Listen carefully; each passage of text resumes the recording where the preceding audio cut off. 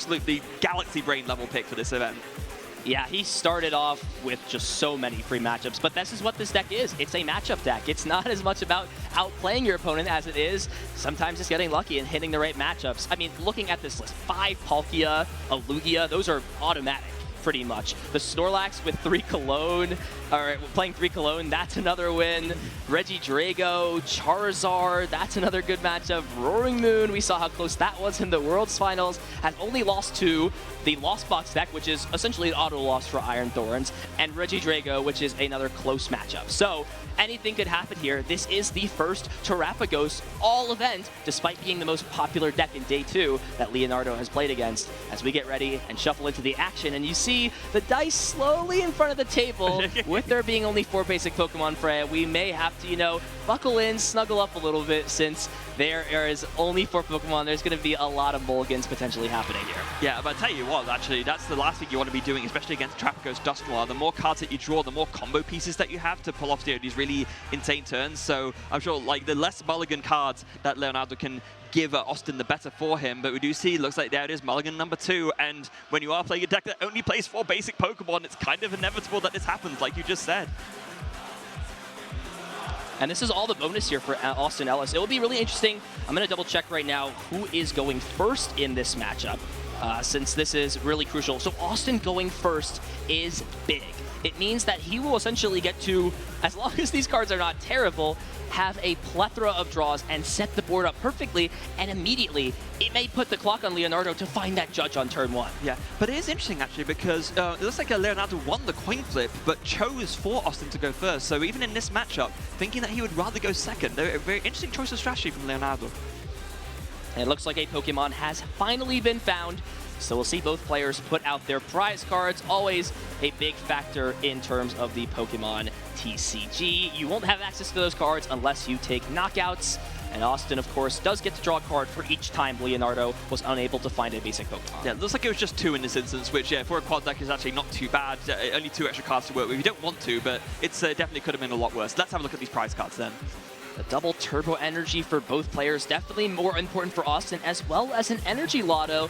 And like you mentioned, Freya, those are big cards. The energy is a essential part of what Austin needs to make sure he's finding consistently to be able to string together attacks against this Iron Thorns deck. Also, is that a Plasma Freeze Ultra Ball that I see in the prize cards? Goodness gracious me. It is blinged out. That is a not necessarily the you know, Plasma Freeze or Plasma Blast rare candies by instance, but it still is some bling. Austin showing up in style for this top cut.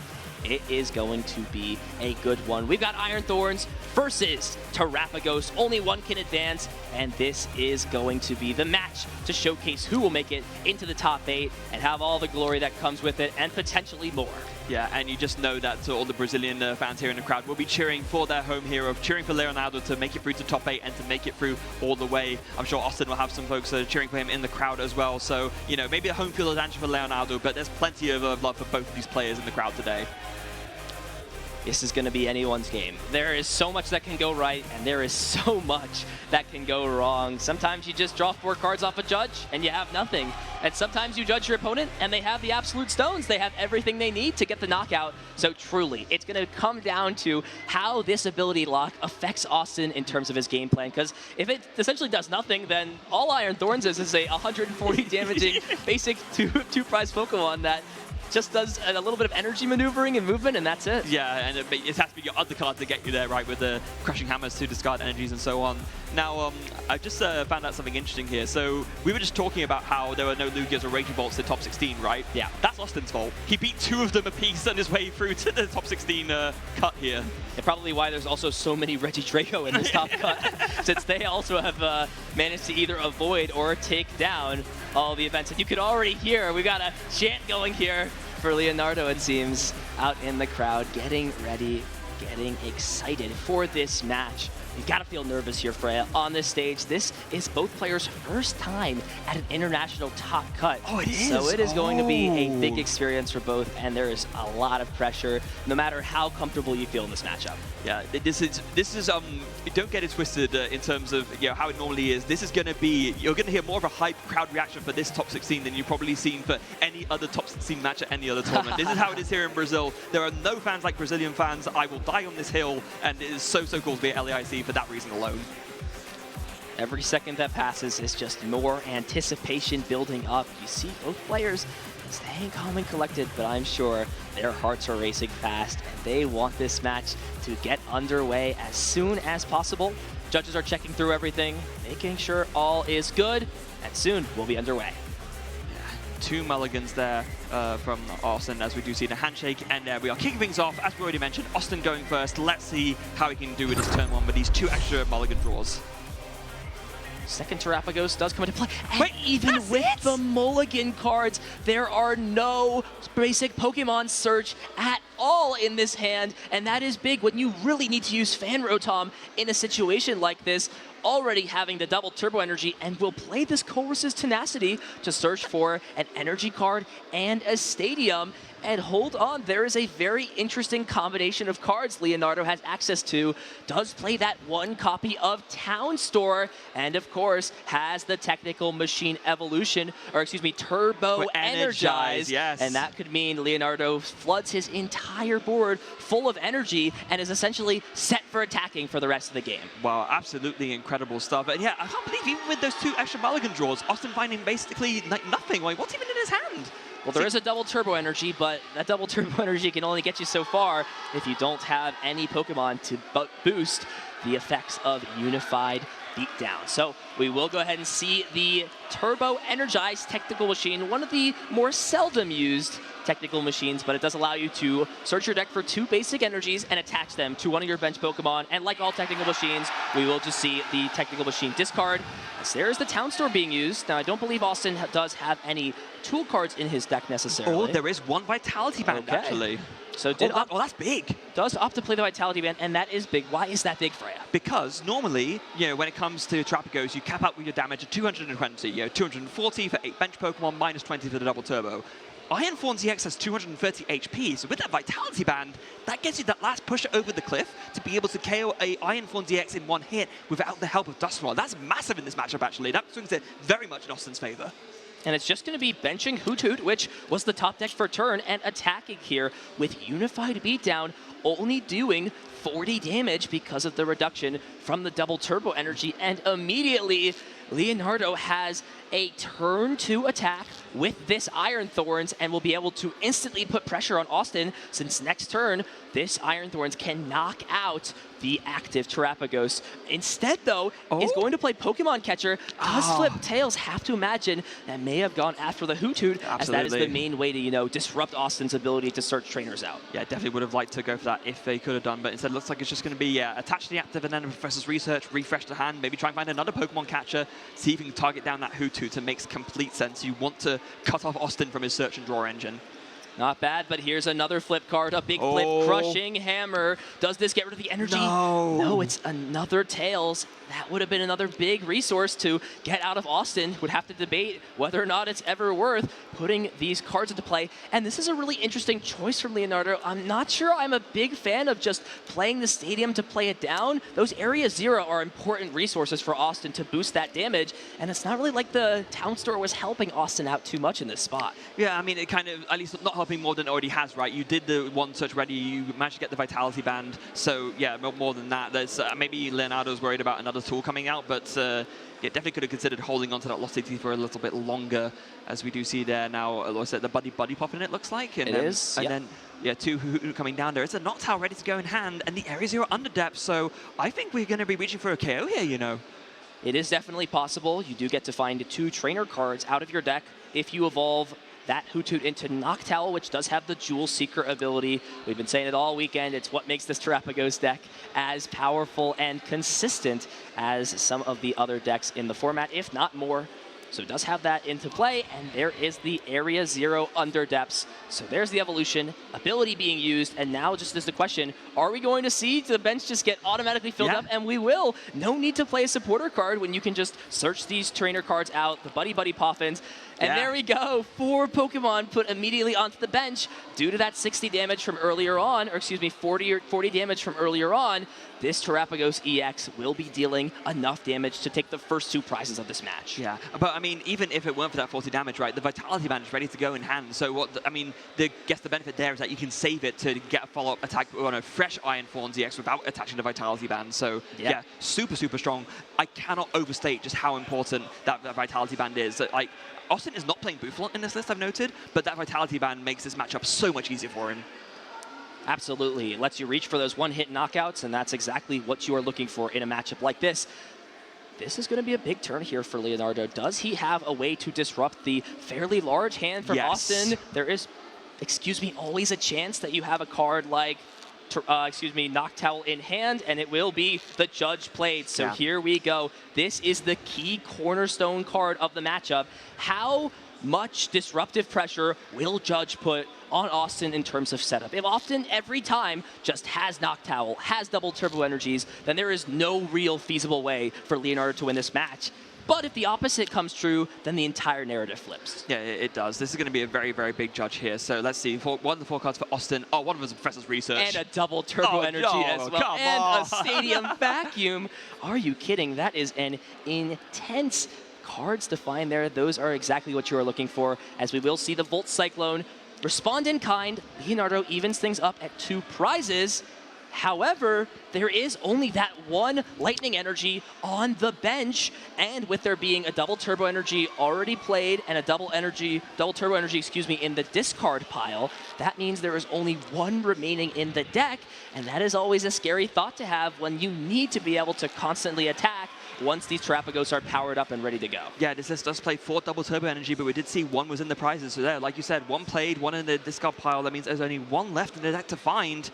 Definitely gonna be a little bit of an awkward one. We do see, getting rid of that Pidgeot. Definitely don't want to be trying to go for that in this matchup. It is a completely useless card, but instead going to be going for the Night Stretcher, and does have that Noctowl ready to go with the Jewel Seeker. So we'll be able to just find that Vitality Band and get the easy KO on this Iron Thorns EX. A Vitality Band and another trainer card as well. That could be something like the Ultra Ball in this case, to guarantee you have another Jewel Seeker ability the following turn. And with there being no damage on this Terrapagos, the only thing Leonardo can try to find is something like a Lost Vacuum to get rid of this tool card. But even at that point, he's still got to get through at least 2 Terrapagos to win this game. Yeah, getting rid of that Vitality Band if you can't take a KO, which it's Iron Thorn, so you definitely can't, is absolutely crucial. And I do think there was a Lost Vacuum in the previous hand before the Judge, but after the Judge, there isn't one there. So might have to rely on a Crushing Hammer flip heads just to try and buy some time that way. It is a very, very awkward position for Leonardo here.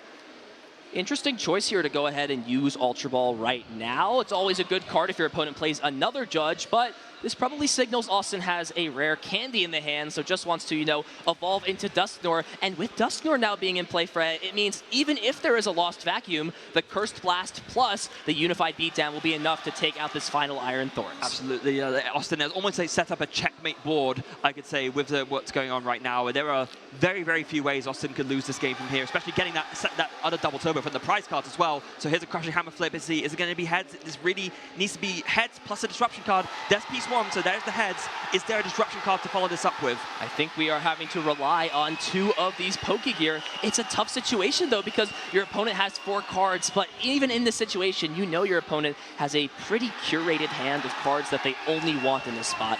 It's probably still in your best interest to play an Iono, especially when they're playing Ultra Ball prematurely to grab a Dusknoir. That's a pretty telltale sign that they're sitting on a strong hand. Yeah, and so it looks like the first find off that Pokegear was a Boss's Orders. That were already one of those in hand, so that's not what you want to be finding at all. You need to really find, I mean, a Judge would be okay, I guess, but you want to find that Iono. Put Austin down to 2 cards with no Pidgeot in play, no Serendipity in play either. It's going to give you a pretty, as best of a chance as you can to make this comeback. There's the Pokegear number 2. Can you find the Iono here? I see a penny.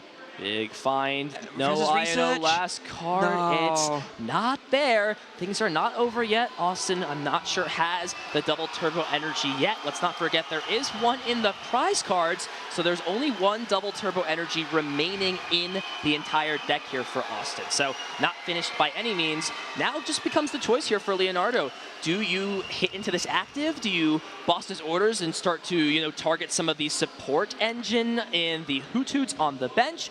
No, it's just going to be a Professor's Research. So discarding the entire hand, drawing up, does find the Lost Vacuum, but with that Dusk Door in play, I'm not sure it's going to make a whole lot of difference, rather than if it was found, you know, a turn earlier in this case. Yeah, so is that going to be... Not necessarily a turn earlier. Obviously, it was played down this turn. It just feels like Austin played it down at the perfect opportunity to get the most amount of value from it. Yeah, he sure did. A double turbo is found there, so that will be something for sure. That's the big find. There was only one double turbo left in the deck. That's why Leonardo really wanted to play the research over all the other supporters, because he needed that. Yeah. We will see the Volt Cyclone move the energies back there. And do we have a double turbo energy? It is in the hand. The final double turbo energy in combination with Curse Blast. Austin Ellis, a dominating Game 1 performance. We knew he took it from the prizes, remember? That's so it was in the hand. Yeah, so it was guaranteed. So that's why he needed the disruption card. All the pieces were there. So yeah, Austin pretty convincingly takes that Game 1. And wow, if you're going up against Iron Thorns as Terrapagos, I don't think you can ask for much better than that, especially given the start that he had as well, with no fan rotom.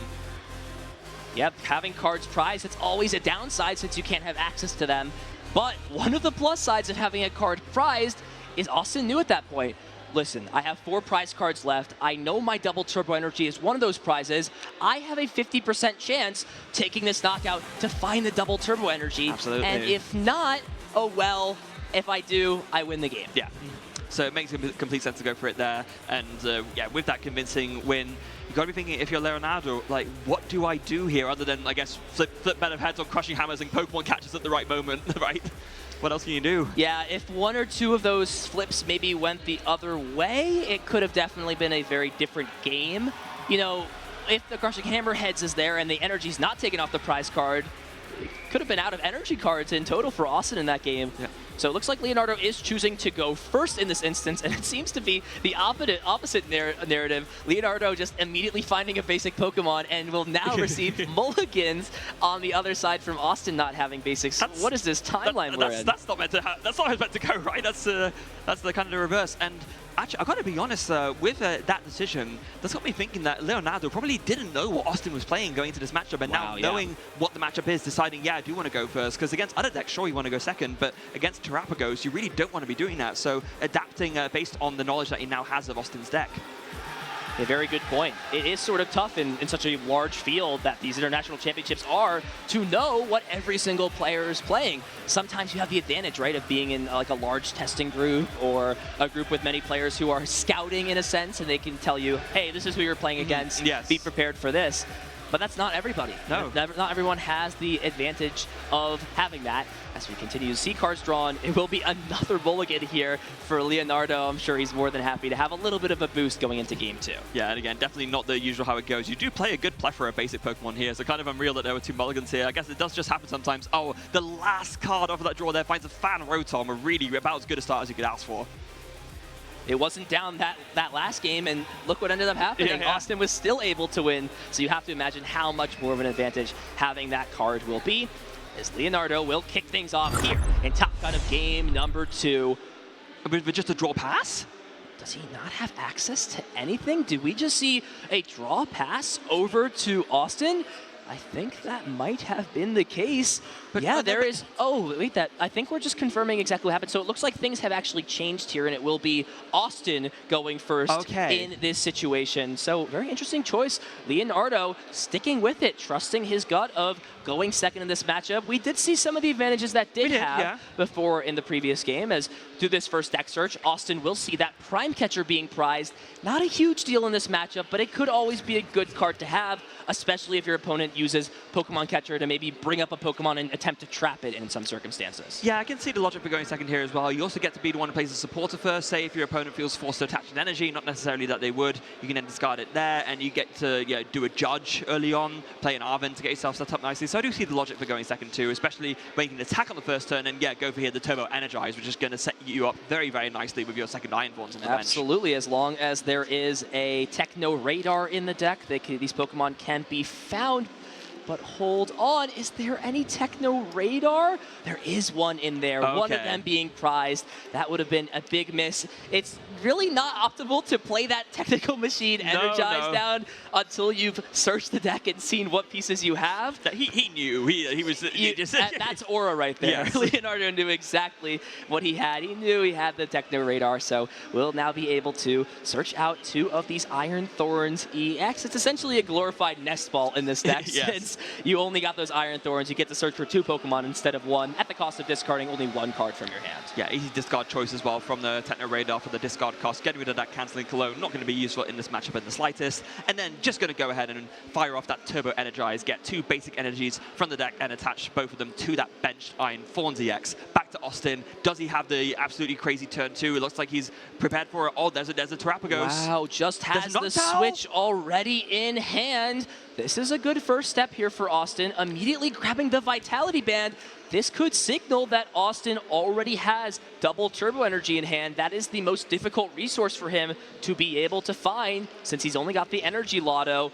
Everything else, not a big deal since you can, of course, use Noctowl's Jewel Seeker ability to find trainers. So here we go. Buddy Poffin and the Vitality Band, and already has the Stadium too. This is looking like it could be a powerful turn 2 knockout for Austin here in Game 2. Yeah, Buddy Poffin going to go ahead and put down 2 of those Duskull. We did see just how good it was to have access to that extra damage push, even with the Vitality Band. Still great to have it there. And yeah, there's Noctowl number 2. Jewel Seeker again can go ahead and grab another Buddy Poffin, and then maybe just another supporter or just something else. I mean, oh, actually, it's going to grab that Energy Lotto. Okay. Wow, is it lottery time here, Freya? I think it is. It might be. Grabbing the other Buddy Poffin, so that will fill the bench up to 8, and then it might just come down to this Energy Lotto, a card that was reprinted from Guardians Rising back in Sun and Moon. This card really doesn't see play, but it's here just because it's one of the only ways to search for special energy without playing a supporter. Look at the top 7. If you find any energy card, you can put it into your hand,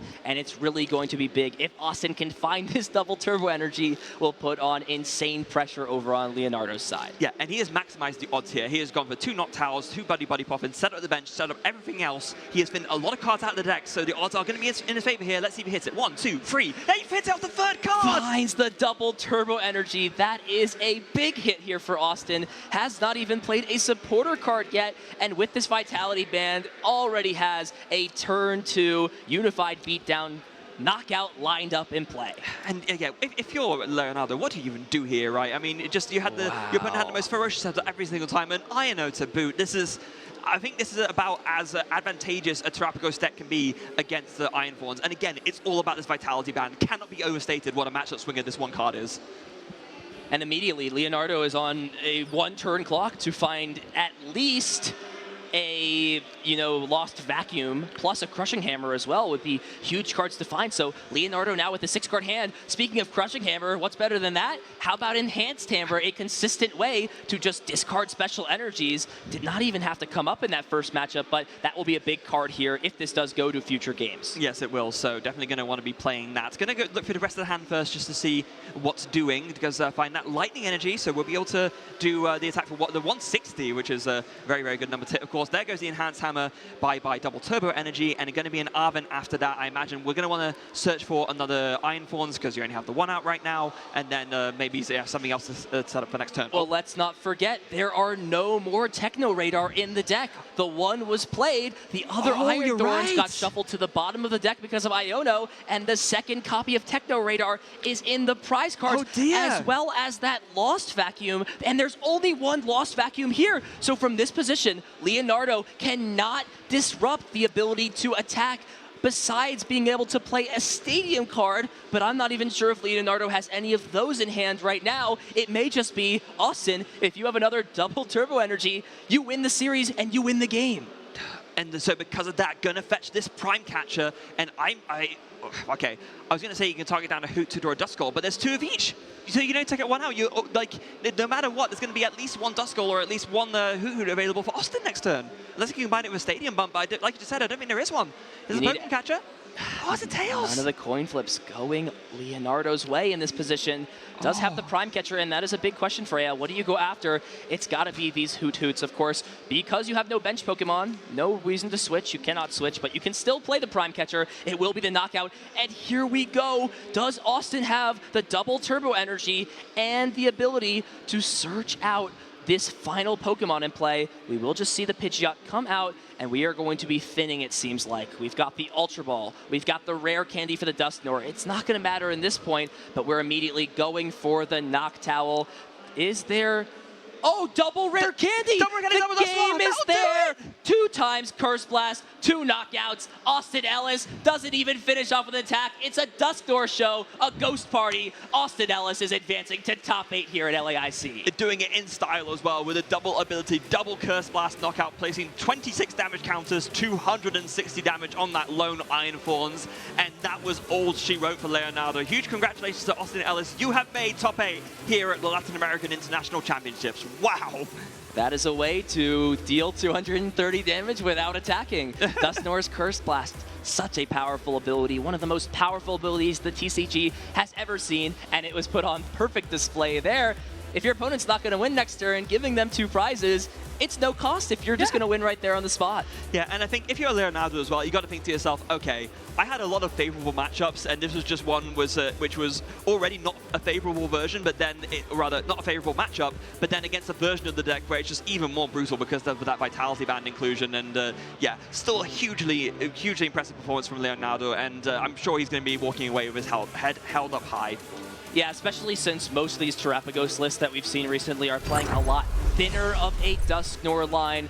101 sort of becoming the norm here as of recent, but it's a 202 line here for Austin. So because of that extra line, you know, the energy lotto, everything just going right, and the way that Austin has built this deck, he was more than prepared for this Iron Thorns. Put it on full display there in that match. Yeah, and this is really a display of the power of this deck. You're opting not to go for the Bouffalant, as we mentioned. This is like kind of the key inclusion that Tord really innovated, came second at Gdansk with it, of course, but opting not to go for that, and because of that, had the room for that Vitality Band, which we saw just made all the difference in that game. I think it's a fine matchup for Terapagos regardless, but that Vitality Band really just pushes it over the edge. Yeah, it's sort of like a 2-card cut for 1 card and a flex spot. Austin is still playing the Manaphy, which sort of acts like the Bouffalant does in both cases, since usually the most important use for Manaphy is against things like Radiant Greninja. So if you have a Radiant Greninja and attack with 2 Bouffalant down, you're not dealing enough damage to, you know, knock out the Pidgey, knock out the Hoothoot, all of those Pokemon.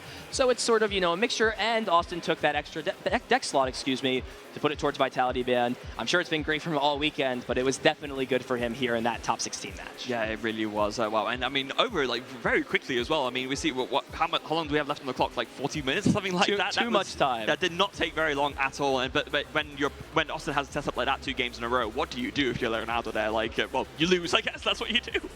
We have replays for a reason, but I don't know if there's much to show in that match. That was an absolute domination from Austin Ellis. Everything beat by beat going perfect. It looked a little bit shaky at the beginning, right? Austin had a few mulligans, and all he did was just, you know, bench 2 Terapagos, or bench Terapagos and pass the turnover. But as soon as this bench gets filled up, Leonardo really didn't have a way to respond appropriately. And the big thing you have to think about in this piece is if he had maybe saved his stadium cards a little bit more efficiently, there could have been a little bit of a different play out in that first game.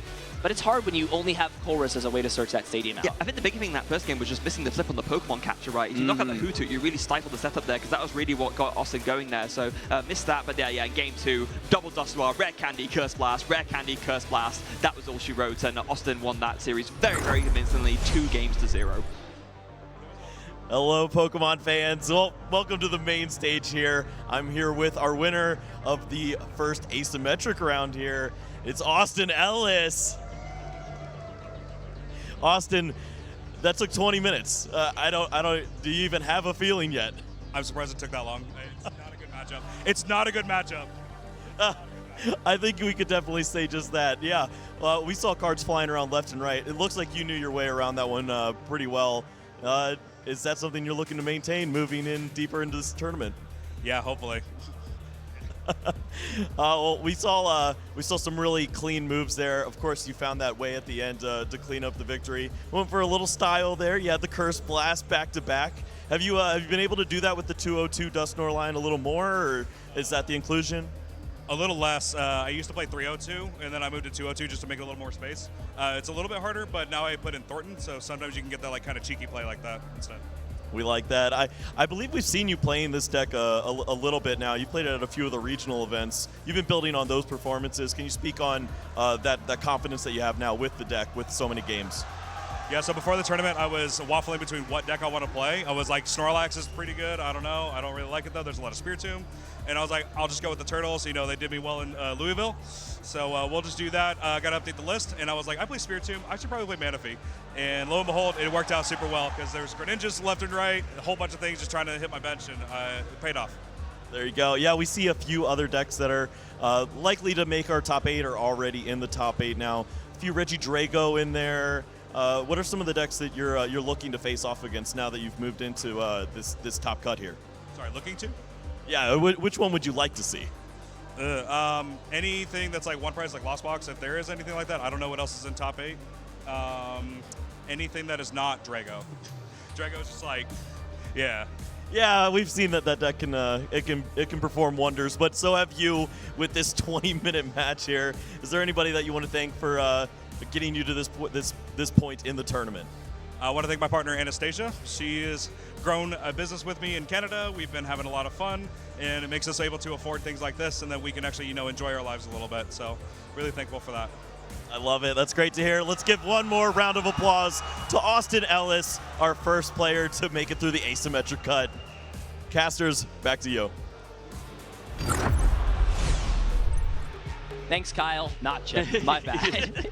Austin Ellis advancing to top 8. Great to hear from him. We'll see if he's able to, win that next match. I'm sure that is a big match for a lot of the players, coming over from outside of Latin America. Wouldn't it be extremely nice that within, the first 3-4 months of the season, you're able to secure an automatic invite to Worlds and then have the flexibility and less pressure for the rest of the events of the year? That's everybody's dream. Yeah, it really is. Now, we do have word from some of the other asymmetrical top cut games. I do believe we just got word through that Miloslav actually beat Rafael 2-0, so knocking out the Terrapagos Dusknoir with Charizard. So the 2 Brazilians going down in the asymmetrical top cut. That's bad news for the home fans. Wow, so no Brazil returning champion this year. That is unfortunate. No, but there's 3. Oh, there's 3. Yeah. We've got one more chance. So let's not count Brazil out yet. Definitely not a great start to lose 2 players before top 8 has begun, but it could still be anyone's game.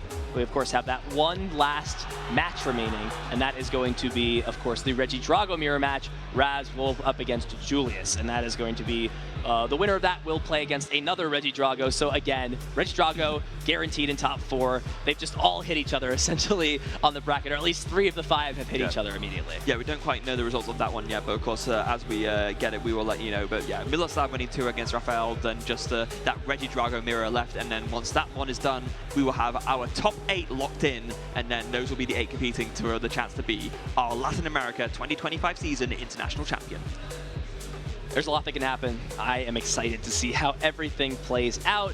One side of the bracket, is very standard, not as dynamic, right? We've got a guaranteed Regidrago. It's going to be a mirror match playing in top 8.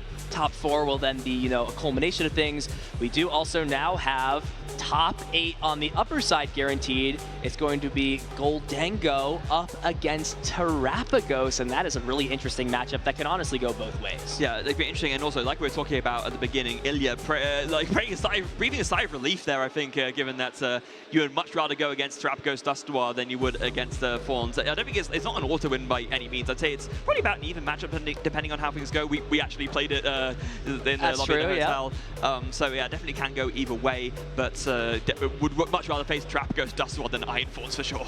Oh, absolutely. There's definitely a lot more you can do in that matchup in terms of outplaying and choosing how things work. Sometimes against, or most of the time rather, against Iron Thorns, you just look at your hand, you play the cards that you can, you don't use abilities since you can't, and if the things fall your way, you can beat them. If you get judged into nothing, you just lose the game. Yeah, so you asked a question earlier to me, right, about what you think, what I thought would make it all the way. It kind of went in a different direction with it, but I'll pass it back to you. Based on that, now what we know, with a few more of the top 8 slots locked up, what do you see going all the way? I think Brent's got this one. You think so? I think he's got a game plan against Gardevoir in top 8.